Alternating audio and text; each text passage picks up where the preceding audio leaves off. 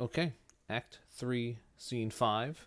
This is the last scene of the act. It's one of the longest scenes in the play. There's a lot of super important stuff that happens here. So here we go. You can see we are Romeo and Juliet. We're in what's probably Juliet's bedroom. This is the morning after they have consummated their marriage. The sun is rising. So they're together in bed, probably naked. So here we go.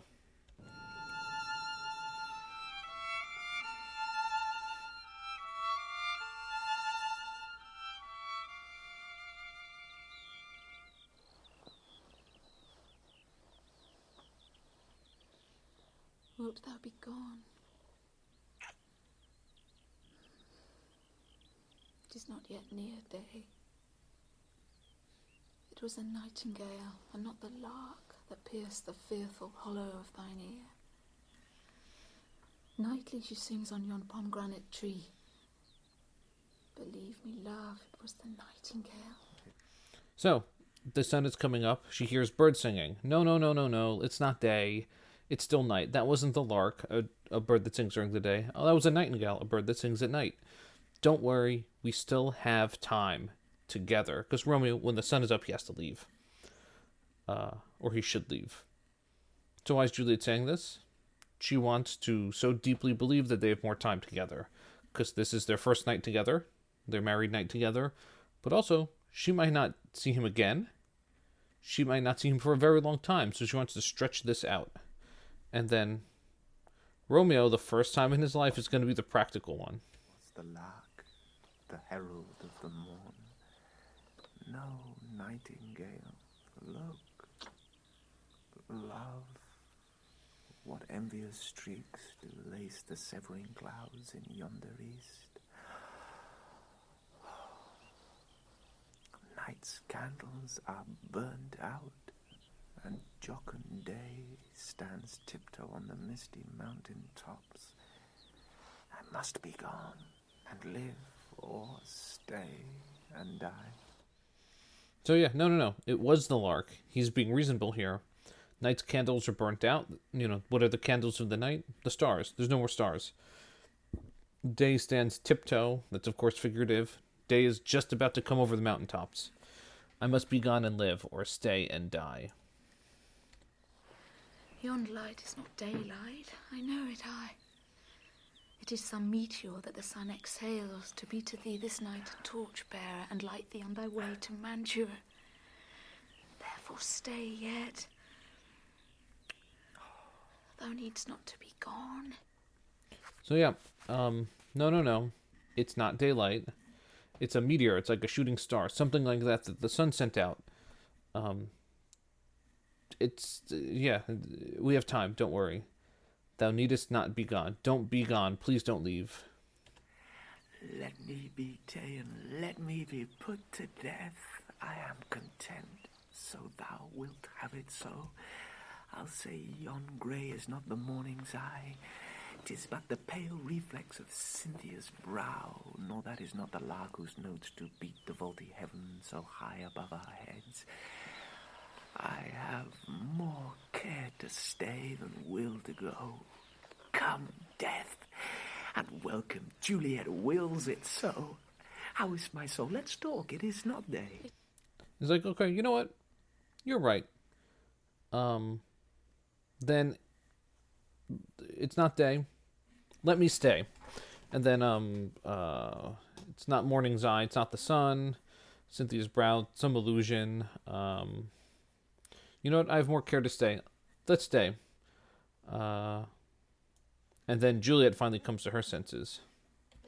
It is. I hence be gone away. It is the lark that sings so out of tune, straining harsh discords and unpleasing sharps. You're right. It is the lark, but it doesn't swing sweetly. It sings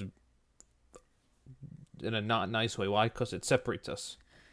Some say the lark makes sweet division. This doth not so, for she divideth us. Some say the lark and lo the toad change eyes. Oh, now would they had changed voices too, since arm from arm that voice doth thus affray, hunting thee hence with hunts up to the day. So there's some contextual stuff here that's not worth doing. It's just like, but she's saying, damn that lark, like, damn the morning, it had to come. Oh, now be gone, more light and light it grows. More light and light, more dark and dark our woes. That's interesting and poetic. More light and light, more dark and dark our woes. The lighter it gets, the more woe we have. Why? Because it gets closer to me having to leave. Oh, and of course, like every teenage love story, there's always an interruption in an intimate moment. I think this is this the third one from the nurse? The first was at the Capulet party, the second was the balcony scene, and the third one is here, right after they've consummated their marriage. Madam, Nurse. your lady mother is come into your chamber. The day is broke. Be wary. Look about. Then window let day in and let life out. So your mom's hurrying up, and then Juliet says something poetic. Let day in and let life out. So day will come in the window, Romeo will leave through the window. Farewell, farewell. One kiss, and I'll descend. Art thou gone so, love, lord, I, husband, friend? I must hear from thee every day in the hour, for in a minute thou are many days. Oh, by this count I shall be much in years ere I again behold my Romeo. So he's leaving. Art thou gone so? Are you really gone? I must hear from thee every day in the hour, for in a minute there are many days. In a minute there are many days. That's, of course, an exaggeration. She's talking about, when you're waiting for something or longing, time passes differently. But since there's many minutes in a day, or so there's many days in a minute, I'll be old ere I behold my Romeo, before I again behold my Romeo, before I see you again. Farewell. I will omit no opportunity that may convey my greetings, love, to thee. Oh, thinkest thou we shall ever meet again? I doubt it not, and all these woes shall serve for sweet discourses in our times to come. That line there, that she says, it's a beautiful and haunting line. Oh, thinkest thou we shall ever meet again? Think you we shall ever meet again? Do you think we will ever meet again? And then Romeo said, he's the optimist here, which is, when he threatened to kill himself a few hours ago. I doubt it not. And these woes shall serve for sweet discourses in our times to come. All these woes, these sadnesses, will turn into nice things. It'll be fine. Oh God, I have an ill-divining soul. Methinks I see thee now thou art so low as one dead in the bottom of a tomb. Either my eyesight fails or thou lookest pale. And trust. So this is what's called foreshadowing. There's a prediction or a hint at what's to come later in the story. I have an ill-divining soul. Divining is divination, to see the future. Methinks I see thee. I think that I see you. Now that I'm looking down at you lower than me, as one dead in the bottom of a tomb. So it's like I'm looking down at a dead body. Either my eyesight fails, or thou lookest pale, or you look pale. Thee, love, in my eyes, so do you. Dry sorrow drinks our blood. Adieu. Adieu. So yeah, actually, you look pale to me too, because we're full of sorrow, and sorrow drains the cheeks of blood. Oh, Fortune, Fortune, all men call thee fickle. If thou art fickle, what dost thou with him that is renowned for faith? Be fickle, Fortune, for then I hope thou wilt not keep him long, but send him back. Okay, this is interesting here. Fickle, we've actually already talked about fickle. Fickle's Romeo's personality, easily changing. So she says, hey, Fortune, you're fickle, right? Fortune changes very easily. Good, bad fortune, whatever. Well, I'm at a moment of bad fortune. Romeo's leaving me. So can you switch again till I get some good fortune? He comes back to me. And then she's done. And then Juliet's mom enters. Oh, daughter, are you up? Who's that calls? It is my lady mother. Is she not down so late or up so early? What unaccustomed cause procures her hither? So let's address that opening line by Lady Capulet, because teenagers always laugh at that line. Ho means hey, hello. It's like an acknowledgement. So when Santa Claus flies and he says ho ho ho, he's saying, like, hello, hello, hello. He's waving to the town. So when she says, ho, daughter, are you up? She's not calling her daughter a hoe. She has no idea her daughter's married. And even if she did know that Juliet just slept with Romeo, they're married. It's legal for them to do. And it's socially acceptable for them to do. So there's nothing there. So is she up late or up early? Can't tell. Why, how now, Juliet? Madam, I am not well. Evermore weeping for your cousin's death? What, wilt thou wash him from his grave with tears? And if thou couldst not make him live. Therefore have done. Some grief shows much of love, but much of grief shows still some want of wit. Okay, evermore weeping for your cousin's death. You're still crying for him. Will you wash him from his grave with tears? It's an exaggeration. You're crying way too much. And all your crying won't do anything. And all of this grief shows that you loved him, and that's nice. Now, what's going to happen here will happen later in the play, but Juliet's going to do this thing where she's going to play into the dramatic irony. That's where we know what's going on, but not all the characters do. Juliet will say things that will sound one way to her mother, but mean something very different to us. And it's very clever. So here we go. Yet let me weep for such a feeling loss. Yeah, I'm weeping for the feeling of loss. We know Romeo, her mom thinks Tybalt. Shall you feel the loss, but not the friend which you weep for? Feeling so the loss, I cannot choose but ever weep the friend. Well, Yeah, I can't stop weeping for him. girl, thou weepst not so much for his death, as that the villain lives which slaughtered him. And she says, oh, you're not really weeping for Tybalt's death. You're weeping for you're weeping for the villain that slaughtered him, meaning Romeo. Lady Capulet means, oh, 'cause he got away. But Juliet means, or knows, yeah, it's 'cause he left. Villain, madam. That same villain Romeo. Villain and he be many miles asunder. God pardon him, I do with all my heart, and yet no man like he doth grieve my heart. So again, this double thing. Villain and he be many miles asunder. Romeo and a villain are many miles apart. Now, Lady Capulet hears villain and Tybalt are many miles apart. Yet no man likes him like he doth grieve my heart. No one grieves my heart, hurts my heart like him, because he's gone. But Lady Capulet hears, oh, 'cause he killed Tybalt. That is because the traitor murderer lives. Ay, madam, from the reach of these my hands. Would none but I might venge my cousin's death. Yeah, 'cause he lives out of the reach of my hands.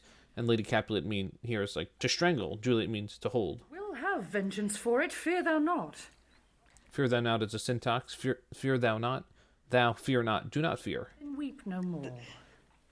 I'll send to one in Mantua, where that same banished runagate doth live, shall give him such an unaccustomed dram that he shall soon keep Tybalt company.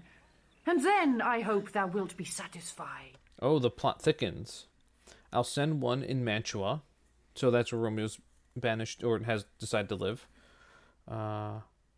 Give him such an unaccustomed dram, a drink, he's going to poison him, that he shall soon keep Tybalt company. It's a nice way of saying he's going to be dead. So I'm going to send someone to poison him, like assassinate him. And then I hope thou wilt be satisfied. Then you'll be happy. And then, here we go. Indeed, I never shall be satisfied with Romeo till I behold him. Dead is my poor heart, so for a kinsman vexed. Madam, if you could find out but a man to bear a poison, I would temper it, that Romeo should, upon receipt thereof, soon sleep in quiet. Oh, how my heart abhors to hear him named and cannot come to him, to wreak the love I bore my cousin upon his body that hath slaughtered him. Fine. Okay. Indeed.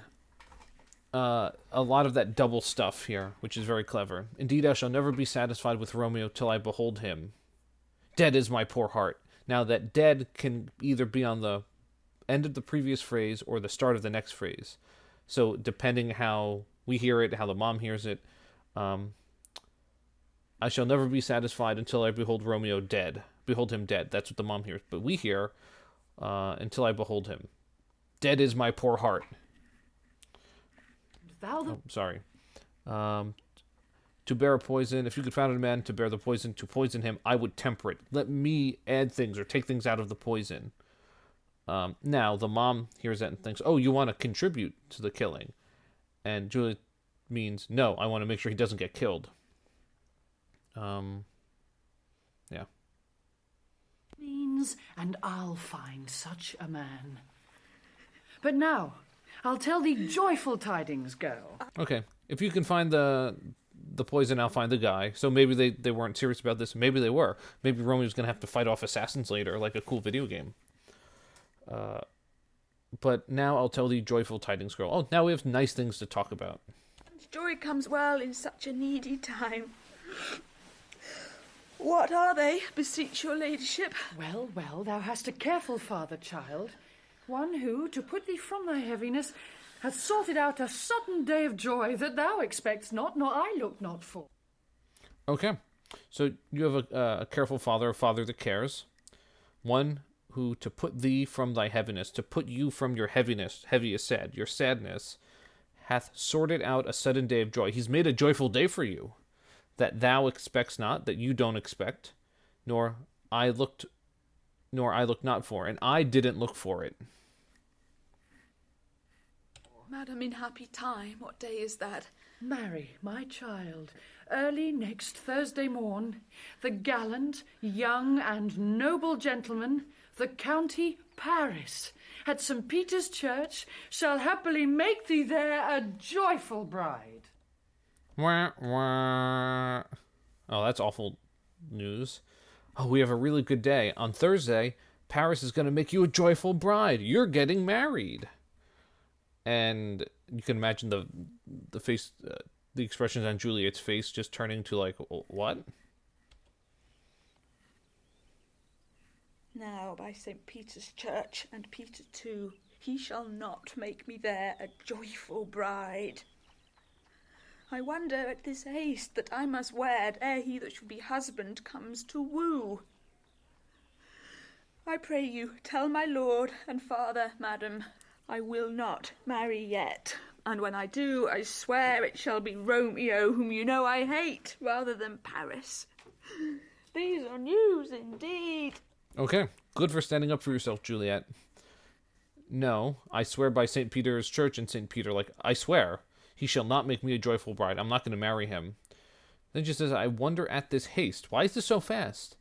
That I must wed ere that he should be husband comes to woo. That I must be married before he that's going to be my cousin comes to marry me. He hasn't even tried a cheesy pickup line. I haven't even talked to this dude. I will not marry yet, and if I do, and she has that kind of this double language joke thing, when I do, I swear it shall be Romeo, who you know I hate. And the joke is, well, it was Romeo. Here we go. Here comes your father. Tell him so yourself, and see how he will take it at your hands. Well, you know what? You tell your dad then, and here he comes. Enter Capulet and the nurse.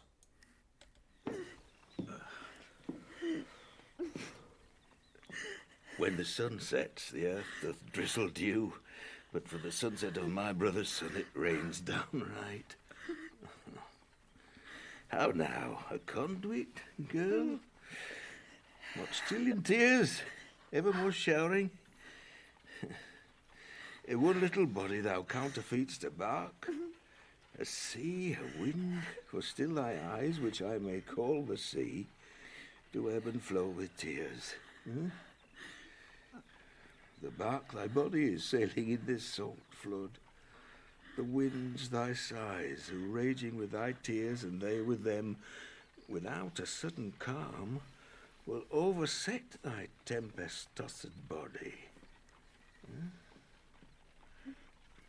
How now, wife, have you delivered to her our decree? Okay, so there's a lot here. When the sun sets, the earth does drizzle dew. You're crying. This next line is actually really beautiful and powerful, and I just realized, literally like 30 seconds ago, that this is a pun. But for the sunset of my brother's son, it rains downright. The sun is set on my brother's son, and it rains downright. You're crying a lot. He thinks the crying's for Tybalt.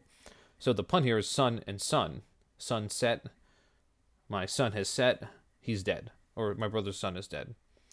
You're like a conduit. You're still in tears. Conduits that just water comes out of. And then it's like kind of like a little storm. Your eyes, which is like the sea, is flowing with tears. Winds are like your sighs. Raging like a storm. Your tempest-tossed body. Your body has been tossed like by a storm or like a storm. And have you delivered to her our decree? Have you said what we planned? But she will none. She gives you thanks. I would the fool were married to her grave. Oh, yeah. But she will none. She will not. She gives you thanks, though. She says thank you. I would the fool were married to her grave. That's a way of saying I'd rather her be dead. Ooh. Excuse me, lady? Soft. Take me with you, wife. How? Will she none? Does she not give us thanks? Is she not proud? Doth she not count her blessed and worthy as she is, that we have wrought so worthy a gentleman to be her bride? Wait. Excuse me? She will, how? Will she none? She won't. Doesn't she give us thanks? Isn't she proud? Of us, of the family? Or maybe does she have too much pride? Doth she not count her blessed? That's very close to a cliche that we still use, count your blessings. Wait, she's not thankful? So worthy a gentleman to be her bride? We got her a really good husband. Not proud you have, but thankful that you have. Proud can I never be of what I hate, but thankful even for hate that is meant love. So a syntax. Proud can I never be of what I hate. I can never be proud of what I hate. I can't be proud of this marriage because I hate this marriage. How? How? Chopped logic, what is this? Proud, and I thank you, and I thank you not, and yet not proud, mistress minion you? Thank me no thankings. Nor proud me no prouds, but fettle your thigh joints. Gets Thursday next to go with Paris to St. Peter's Church. Or I will drag thee on a hurdle thither. Out, you green sickness carrion! Out your back as your old face! Okay, so a whole bunch of stuff here. One, he makes fun of her. Oh, no, I can't. I don't want to. And then, go with Paris to St. Peter's Church, or I'll drag thee on a hurdle thither, or I'll drag you there. And then, by the audio, he starts hitting her. Now, there's some words that come up later that's implying that he has hit her. It's not specifically there in the text, but sometimes it's portrayed that way. And especially Lady Capulet. Fi, that's words of disgust. Why are you mad? Why else would she say that? Probably because he's hitting her. Fi, what are you mad? Good father, I beseech you on my knees, hear me with patience, but to speak a word. Let me say one word. Let me speak a word. Let me get my own words in. Maybe she would have said, I'm married to Romeo, by the way. Thy own baggage, disobedient wretch. I tell thee what, get thee to church a Thursday, or never after look me in the face. Now speak not, reply not. Do not answer me. My fingers itch. Wife, we scarce thought us blessed that God had lent us but this only child, but now I see this one is one too much, and that we have a curse in having her. Out on her. Hilary! So, there's a lot here too. Okay. I'll tell you what, get thee to church on Thursday, go to church on Thursday, or never after look me in the face. You're dead to me. Or you'll be dead to me. Speak not, reply not. Don't speak, don't reply to me. Do not answer me. My fingers itch. That's a nice way of saying, do you want me to hit you again? And then he says some actually really terrible, hurtful stuff. Wife, we scarce thought us blessed. We thought that we were blessed, that God hath lent us but this only child. Remember, he says earlier, all the way back in scene 1, that Juliet's the only surviving child. God lent us this one child. We thought we were blessed. But now I see this one is one too much. and that we have a curse in having her. Actually, no, this is too many children.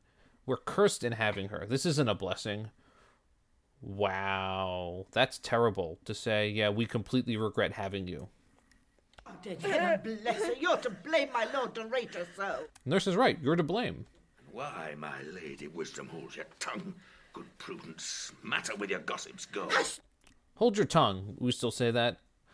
Smatter with your gossips. You gossiping, and he calls her Lady Wisdom. That's sarcastic. You're not a wise person. You go leave. Shoo, I don't want to talk to you. No treason. Oh, God, God. May not one speak? Peace, you mumbling fool.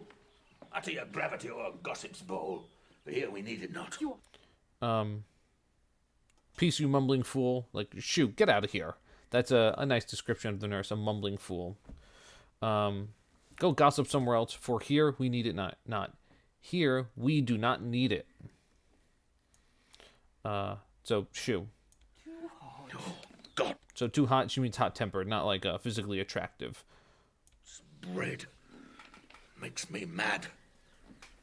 Day, night, hour, tide, time, work, play, alone, in company, still my care hath been to have her matched, and having now provided a gentleman of noble parentage, of fair demean, youthful and nobly trained, stuffed, as they say, with honourable parts, proportioned as one's thought would wish a man, and then to have a wretched puling fool, a whining mammet in her fortunes tender to us. Okay, so this whole first part, it's been my job to have her matched, which is historically true. Whether or not women could inherit, depending on the era and the country, but after your death, your daughters have to be protected too. So you try very hard to find the best suitor, the richest, most powerful, most wealthy person to marry. Marrying for love, that hasn't come up yet. That's a new idea. Though he actually says earlier in the play, I want Juliet to like you before you marry her, or before I agree. He skipped that now. I've literally found royalty, nobility. The Capulets are rich, but they're not royal. That's a blood thing. I found literal royalty for you to marry to, and that's my job, to find a good future for you. And this is the best possible future. And you don't want it. And then he's going to make fun of her again. I'm not wed, I cannot love. I am too young, I pray you pardon me. But, and you will not wed, I'll pardon you. Grace where you will, you shall not house with me. Look to it, think on't. I do not you suggest. Thursday is near, lay hand on heart, advise. And you be mine, I'll give you to my friend. And you be not, hang! Beg, starve, die in the streets, for by my soul, I'll ne'er acknowledge thee, nor what is mine shall never do thee good. Forsweet, bethink you, I'll not be forsworn. Okay, and then he leaves. So he makes fun of her. I pray you, pardon me, I pardon me. Graze where you will, you shall now house with me. What grazes? Animals, cow. Yeah, you're like property to me, but I'm gonna kick you out. Thursday's near. Lay hand on heart. Think about this. And you be mine. You're my property. Now that's technically correct for the time period. I'll give you to my friend. You're my property. I do what I want with you. I'm gonna give you to Paris. And you be not. If you are not, you're gonna hang, beg, starve in the streets. For by my soul, he swears on himself, I'll never acknowledge thee. I'm gonna kick you out. Think on it. I'll not be forsworn. I'm not going back on this. So he basically says, if you don't marry Paris, you're dead to me. I'm gonna kick you out. Now, actually, that would be good for Juliet. This fixes the issue, because now she can marry Romeo. Or now she can openly be married to Romeo, because she's not a Capulet anymore. She actually suggests this all the way back in the balcony scene, which she says, deny thy father, refuse thy name. If you won't, I will give up my name. But she doesn't follow that advice. Probably because it's the heat of the moment. Things are really dramatic. When the pressure is on, sometimes people just can't think logically and things fall apart, just like right here. Though this would be, all right, kick me out. That's fine. That works. So Juliet now says, Is there no pity sitting in the clouds that sees into the bottom of my grief? Oh, sweet my mother, cast me not away. Delay this marriage for a month, a week, or if you do not, make the bridal bed in that dim monument where Tybalt lies. I'm begging you. So first she says, is there no pity sitting in clouds that sees into the bottom of my grief? Is nothing in heaven seeing this? Like this bad fortune? Can't someone up there reverse it? Cast me not away. Do not cast me away. Delay this marriage for a month. Please give me some time. And if you don't, make the bridal bed in that dim monument where Tybalt lies. If you don't, I will be dead. Now, one of the great themes of this play is ineffective authority figures. People that have power, real power, institutional power, social power, keep making bad choices. The prince can't keep his town in order, his city in order. The Capulet and Montague can't keep their houses in order. You know, Capulet can't control Tybalt. There are people fighting the streets. Capulet can't make the right choices for his daughter. The friar married them in secret. He's lying to everyone. So you have people that are in positions of power that should be making the right decisions for everyone else, but don't. And then Lady Capulet says, Not to me, for I'll not speak a word. Do as thou wilt, for I have done with thee. I have done with thee. I wash my hands of this situation. I'm done with you. Oh, God! Oh, nurse, how shall this be prevented? My husband is on earth, my faith in heaven. How shall that faith return again to earth unless that husband sent me from heaven by leaving earth? How can this be prevented? I believe in Romeo, but I believe in like fate, chance, fate, destiny, fortune, and things aren't working out. Comfort me. Counsel me. Alack, alack, that heaven should practice stratagems upon so soft a subject as myself. What sayest thou? Hast thou no word of joy? Some comfort, nurse. What sayest thou? There's a syntax. What do you say? Hast thou no words of joy? Have you no words of joy? Do you have any words of joy? She asks for her advice. And then Juliet says something really interesting here. She's kind of calling out this terrible situation. Alack, alack, that heaven should practice stratagems upon so soft a subject as myself. That heaven is practicing negative strategies, terrible things, upon an innocent person, someone soft like myself. Like fate, chance, destiny, heaven, whatever, is messing with me. And the nurse is going to respond. And this is the moment I stop caring about the nurse. And you'll see it. Here it is. Romeo is banished, and all the world to nothing, that he dares ne'er come back to challenge you. Or if he do, it needs must be by stealth. So, Romeo's banished, and is pretty much nothing now. He can't come back to challenge you, to take you, or if he does, it needs to be by stealth. So you can't live like that. Then, since the case so stands, as now it doth, I think it best you married with the county. Oh, he's a lovely gentleman. Whoa. Excuse me? I think it best you married with the county? I think it's best that you married Paris? Wait a minute, nurse. You were instrumental in making this thing happen. You met with Romeo. You counseled Juliet previously. You bought the rope for Romeo to climb up into the balcony, into Juliet's room. She literally just lost her virginity. And you're like, oh, I'll go marry someone else now. Romeo's a dish-clout to him. An eagle, madam, hath not so green, so quick, so fair an eye as Paris hath. Beshrew my very heart. So Paris is good looking. Romeo's not as good looking as him. I think you're happy in the second match, for it excels your first. Or if it did not, your first is dead. Oh, 'twere as good he were as living here, and you no use of him. So, I think you'll be happy in the second marriage. it's better than your first.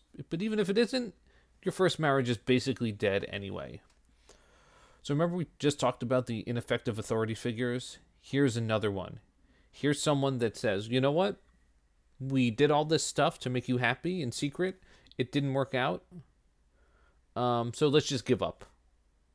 Really, nurse? Okay, let's continue. Speakest thou from thy heart? Love that line. Speakest thou from thy heart? Speak you from your heart? Do you speak from the heart? Is this what you mean? And from my soul, too. Else beshrew them both. Beshrew means curse, or curse them both. Curse my heart if I'm lying. Amen. What? Well, thou hast comforted me marvellous much. Go in and tell my lady I am gone, having displeased my father to Lawrence cell, to make confession and to be absolved. All right. Here's the new plan. Tell my mom I'm going to go to Friar Lawrence's cell, see Friar Lawrence, to give confession and be absolved. Because remember, we already talked about confession. So Juliet's making her own plans. Marry, I will. And this is wisely done. And this is wisely done. All right, I'll tell her that. And that's the good course. Because the nurse thinks Juliet's going to go to the friar to literally get absolved of her sins. So she's sinless now, because only priests can do that. But Juliet's probably not going to do that, because the play doesn't end in a page. Ancient damnation. Oh, most wicked fiend. She's talking about the nurse. You're a traitor. Is it more sin to wish me thus forsworn, or to dispraise my lord with that same tongue which he hath praised him with above compare so many 1,000 times? You praised him 1,000 times. That's, of course, an exaggeration. You praised Romeo, and now you're going to condemn him? Go, counsellor. Thou and my bosom henceforth shall be twain. That line right there is powerful and heartbreaking. Go, counselor. Go, nurse. Thou and my bosom. Bosom is chest. Chest is heart. You and my heart, henceforth, from this point on, shall be twain. Twain is two. You and my heart will be split. Will be two different pieces from this point on. I can't trust you anymore. I don't love you anymore. Yeah, it's a powerful, heartbreaking line. I'll to the friar to know his remedy. If all else fail, myself have power to die. So I'll go to the friar for his remedy, so see if he can fix it. Or if all else, I have the power to die, be dead, to not be here. And that's the end of the scene. Remember we talked about the building of the plot where there's things fall apart, and then most of the rest of the play is trying to put together the pieces of everything that fell apart. That's where we are now, right in the middle of that. So see you next act.